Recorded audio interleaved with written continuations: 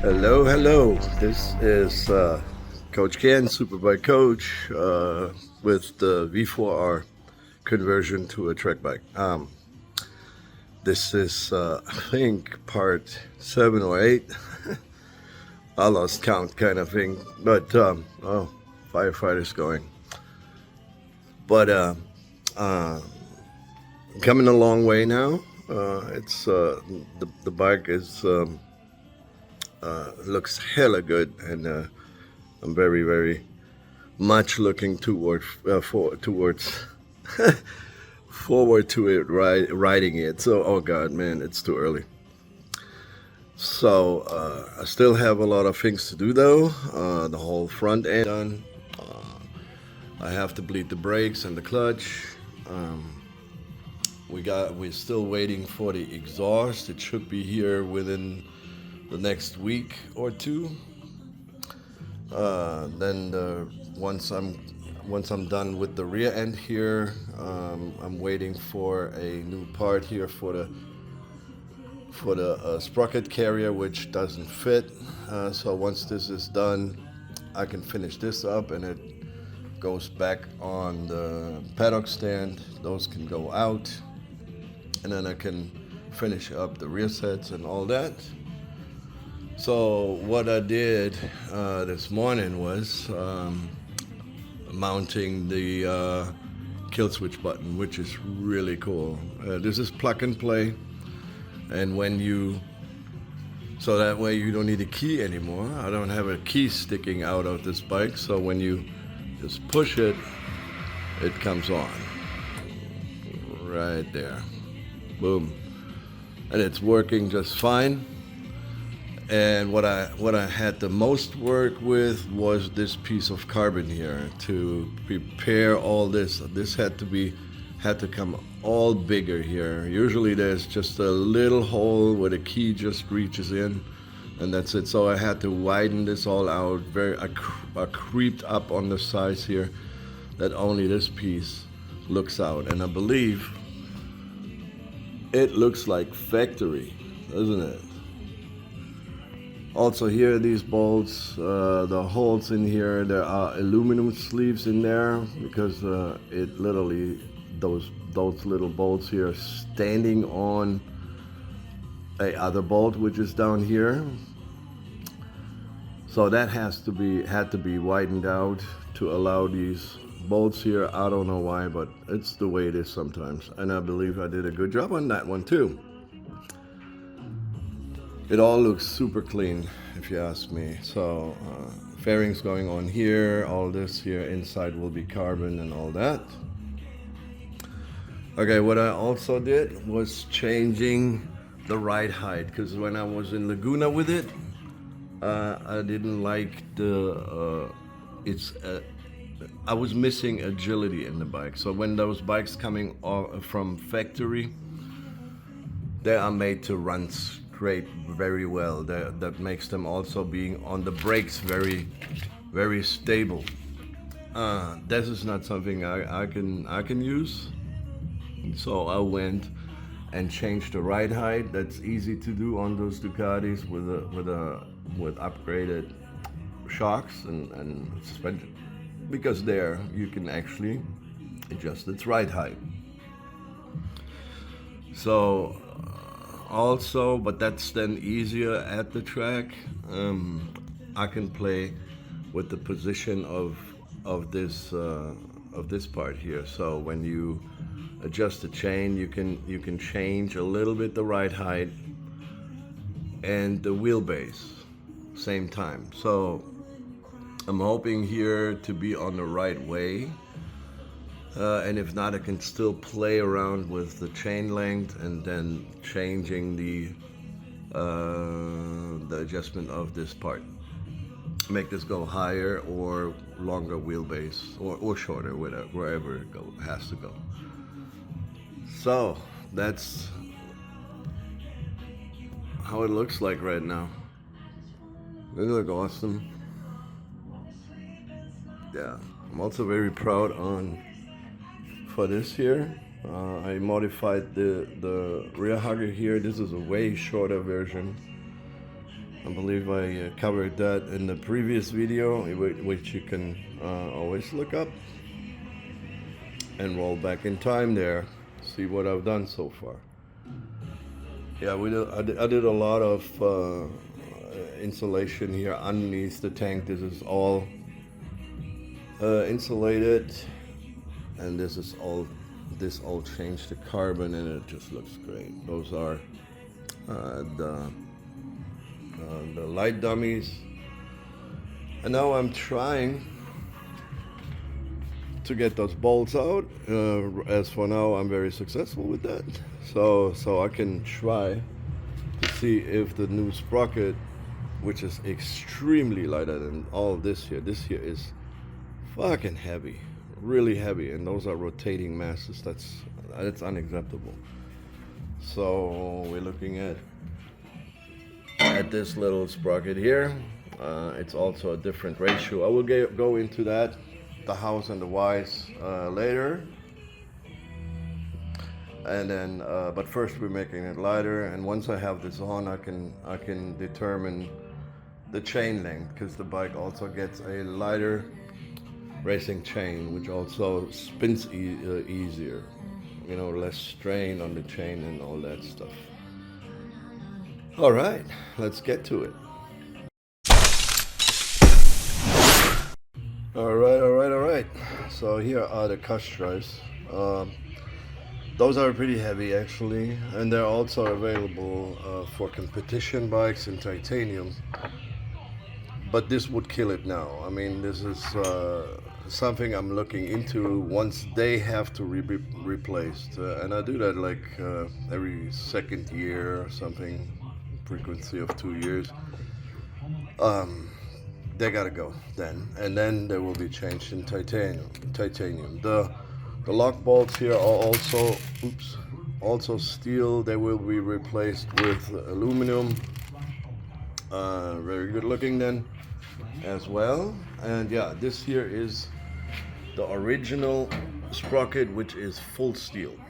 This here is heavy as hell, versus this here, which is even a bigger sprocket, one tooth bigger, is about half the weight. This here is already aluminum. That's pretty cool, but it's pretty ugly too. So this will be replaced into a black one and all that. So, and then also this one here, this is steel and will be replaced with aluminum. I do this for many years already on my older Ducatis, and I never had any issues with that. So same here, same with this one. This will be all replaced in aluminum. That is a lot of rotational force, rotational masses. Yeah, and this is where performance comes in, you know. All right, so the chain is installed. I nicely secured it with the locks. This is all professionally done. So I still have the original rear sprocket on this whole setup here, because I'm waiting for the carrier to come in, because the one I have does not fit. Surprisingly, that was weird. So I have a new one, a different one coming for this, and then the sprocket can be changed. It will be also a different ratio. The carrier, the bolts will be aluminum, and the master, not here, the wheel nut will be replaced with aluminum. So the whole setup, I believe, saves 3 pounds in rotational masses. That's a lot. And then there is a titanium bolt here, aluminum washer, and since this sprocket is smaller and it has holes, it's also way lighter than the original, and it allows me to run safety wires right and left for balance, of course. So once this is done, I can finalize the rear end, and then putting the rear sets back on so that the bike can stand back on its paddock stand, and then I can start finishing some other stuff up. I also bleeded the clutch here. I ran a zip tie here around the clutch lever. That allows, that's an overnight thing. So you allow the air, if there is still any air in the system, to come up and get released up there. You should do that every time you do a bleeding clutch or brake. That helps a lot here. So I can open this back up, and then the clutch is all done. Also here I replaced the heavy nut here, the heavy bleeder nut, with an aluminum piece. That's all titanium. So what I'm going to do next is adding something which helps cooling the brake pads, or even the pistons in there, the 4 pistons in there. I'll show you. Okay, calipers are out. Yeah, it needs some good cleaning here, as you see. Brake pads are still good. Those are still the original, coming from factory. They're not good, but I'm leaving them in because I still have to get used to the bike, and they are fair enough for that part. So what I'm going to install are these babies here. Those are cooling fans. Those going behind the between the pistons and the pads, and that supposed to cool them down here, because they are literally standing here in the wind, and on the other side, yeah, I'm not believing 100% in this myself, but hey, it's a shot worth, and we'll see how it goes. So I used to have these cooling ducts on there on the 1199, which helped actually a lot. And there will be something happening like this as well. And I want to keep this last because it's so goddamn cool. Yeah. So those coming easily out. You just need to push the pistons back here, give the pad space, and then you can push them down into the spring, and then out. There are grooves in there, right and left, right here too, and then they're moving out right there. So no pin to remove or something. So this is actually pretty cool. Yeah, if this is not enough, I will look at Brake Tech, because they also have these pistons here, which have which are drilled, so they allow actually air to circulate within the piston and throughout. So that's what MotoGP has, and that's what the bikes should come now from factory, actually, because that's not far away from doing this for them. Besides that, the brake tech pieces are from titanium. Actually, also transferring heat faster than these steel parts. Anyway, so I get this done. I tried to get the front fender off, but there are all the lines for the sensor, and the brake hoses are tied here, so I will have to wait until they have the front wheel out to get to them. Yeah, let's do it. All right, that's how it looks like when those fins are installed. So it's a very simple installation. You just have to make sure that the pistons are all pushed all the way in. You gotta open the reservoir up there to release the air there. That makes it easier, and then push them back. Same time you clean them up like this. That's how a brake is supposed to look like. Every time. I've seen brakes which, you know, where it was like literally a big clunk of dirt. I mean, brakes are your endurance, god damn it. So, anyway, don't judge me here. I know this is something I have to test myself to, I mean, logically it should work and it should keep the temperatures lower by 5 to 10 degrees, which is not much, but hey, on hard late braking, you appreciate every little degree you can win, you can find. So I'll try this out myself and see, right? So yeah, so let's put them back on and go to the other side. So this is the original stuff. Super heavy, massive bolts, and yeah, those two spacers here coming in between here. There, with these is not much way to win, but beauty. So we adding this, we're replacing these, but these bolts here, titanium bolts. About 2 of these replaces the weight of 1 of these. So and that's quite heavy. That also allow, and this is why I mainly do this, they also allow the safety wire. Yeah, so in the end they're up here and there, and we'll run a safety wire when it's all done, when I don't have to take this out anymore. There will be safety wired, so that's the biggest reason. Yes, you can run saving money on this, you can do this yourself, but once you ever done that, I promise you, you go buy. Once you ever run a hole into bolts like this, I promise you that. I've been there, so yeah.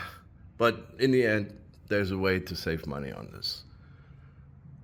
Doesn't it look awesome, actually? All right, let's get done. All right, so the other side is all done, all nicely cleaned up. Cooling fins installed. They're not tight yet because I didn't pump the brake pressure back there. Titanium bolts, some fancy stuff, but that's it. So later on we're going into these bolts here, going to replace titanium, aluminum, and there are a few others which I have to look at later. I gotta wait until the rear end is done to get this up. So next on this one would be to bleed the air. Just a word to fins here. I gotta say, I'm skeptical myself. I think right now they look more fancy than anything else. They seem to have a sense there, I mean, when you instruction at the design, it's leading the heat out from between the pad and the pistons, and those aluminum fins, they taking the cooling. So how much of I can imagine there is a cooling effect, as there is also a downside of it, and that is in regard maybe contact patch, space, maybe heat transfer between the pad and the piston itself ain't that good anymore. So I don't know.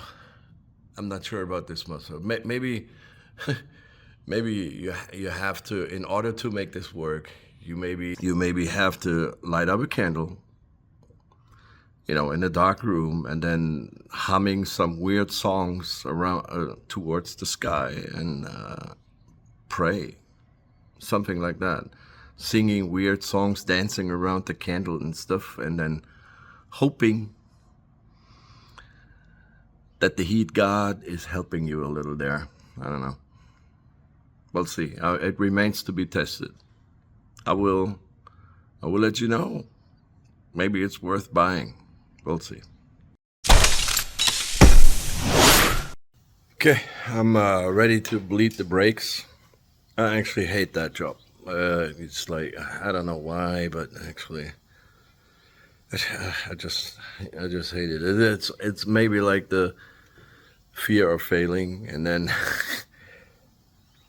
not knowing that is 100% bleeded and stuff like that. While I actually would, in this regard, never ever had a problem. However, it's maybe it's also the worry that you do this, you bleed the air, and then you coming into a new problem. You figure something out, and that's going to be painful and expensive. Also, that never happened, but it's there. I don't know why. So, if you can save a lot of money doing this yourself, and it's actually easy. And I think bike the way you can buy stuff cheaply, that you can buy a vacuum bleeder. This one, I mean, this requires that you have a compressor, but also this one I got for $149 at Harbor Freight. So it's not so far away from having one, right? So this here is, I believe, I don't know, $50 or $70. I don't even remember, but it paid well off. So all you need from here is 8 mil wrench to go on this one. You hook the vacuum up here and on the other side, and so that means you bleed the air on both lines same time. That is actually extremely cool. So all you got to do is fill this up and then watch this running through, refill it before it hits bottom, because otherwise it's sucking air again, and then just keep doing it for a while.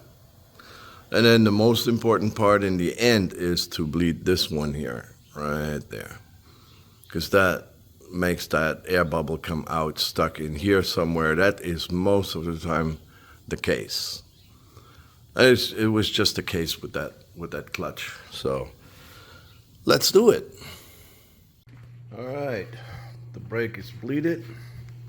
There's a nice pressure on it. I will add a zip tie here, have this overnight standing, but not yet, because okay. So the guy who owned the bike for 1,000 miles in Florida, he bought these. That's pretty cool. I really like these. They are super light and very rare, actually. CRG doesn't make them anymore. So those are pretty cool. But the guy was using or added a long version on the brake side and a short version on the clutch side, which doesn't make sense to me.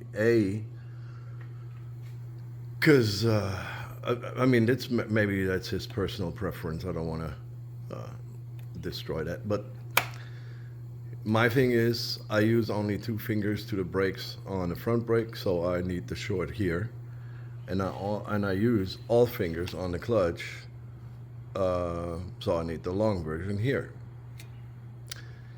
That is because my left hand after the incident is very limited in strength, and I have only 2 strong pointy and middle finger. So I need the long version on this side. That makes this sign, this logo, stands upside down. I don't give a shit, I gotta say, because I want to spend the money to, and eventually not even getting one, for a long version on that side and then a short version on that side. That doesn't make sense. So I try. It should work. I asked the support there. It should work to just remove this bolt here and then have that assemble here. This stays in. This assembles, swap to the other side, and vice versa. It should work. Maybe a little tricky with that spring here. I hope that doesn't jump in my face. And then we go from there. I think it should work. Let's do it. Well, that actually is super easy. So that's now coming from the brake side. That's the long version, and goes on just like that. No spring fell out. Everything is fine. That's very cool. That this is upside down now is less cool, but hey, yeah, it's just working fine. I gotta say, these things, there is no way. This feels like a little piece of plastic. Seriously. And it's strong, really, really strong. Carbon is a wonderful thing. Let's put them on. All right, that went well. Levers are swapped, long side, short side. Cable tie is on, that stays there overnight. So that feels way more natural now. And it's less strain too, because longer means bigger leverage, makes that pull easier. Luckily on this bike, I think I mentioned that, it's got a quick shift up and down and an auto blip. I'm still getting used to that. The auto blip, it's a little in my way, but I'll get used to it. So I don't have to pull the clutch at all on the track, but going on and off the track, or if you go to a traffic light, coming off the parking lot, you will need to pull it for the start. Yeah, and this is where my left hand is just too weak right now. So that will help me a lot. Maybe a little advice on levers in general. If you are ever in the market for aftermarket levers, then make sure that you have where you're. I'm talking about mainly about the brake lever. Okay, the clutch. I mean, this is something. But so here are a couple of things. When you buy aftermarket, especially those fancy ones, the aluminum ones from China or some other brands, you got to make sure that this curve here is not in the way where your fingers are on the brakes. Yeah. If you have that, this is in a straight line to your fingers. Yeah, and not the curve is here where you start braking and then sliding off the curve. You do not have the strength then you're supposed to have on the brake lever. That's one. So, and another one is most of the time those fancy brake levers, they are like more rectangleish, like not as round as these. What I like with these is that they are very similar to the original Brembo levers, so they are round and you have them nicely in your fingers right here. And if you have an edge there, it kind of gives it a bad feel to it. Sure, you get used to it, but it's, I believe, not ideal. This here is. It's now nicely round shaped, and that fills your fingers in here very nicely. So make sure you play with these. Don't settle on one. They are cheap enough to make experiments with it experiment with this until you found the right ones fitting your fingers. And then of course adjustments, that's a necessity too, you know, because most riders struggling with the blip between the shifts to keep that engine, to keep it the revs in a useful range on the downshifts. And while they blip, they're opening up the throttle at the same time. That is most of the time because the lever is very likely too far away. Yeah, because that makes you reaching too long into the lever, and then you have a hard time operating throttle at the same time without influencing the brake lever position. The ankle is important too. It's got to be in one straight line. If you're sitting on it in one straight line with your arm, if it's like that, you got to bring the lever up. If it's like that, it takes way too long to reach over. So it's got to be in a straight line that when you come off the throttle, you literally can hook into the brake lever here. I might show you that once I have the bike all done. Yeah. Let's say this adjustment here is too close and you pull the brake, you might squeeze the other fingers and then you can't pull that brake lever close enough, far enough. So that's got to be in the right position. Play with it. It's actually fun to do, figuring all that stuff out. The same goes for the clutch, but it has less importance. right? The brake lever is your goddamn endurance.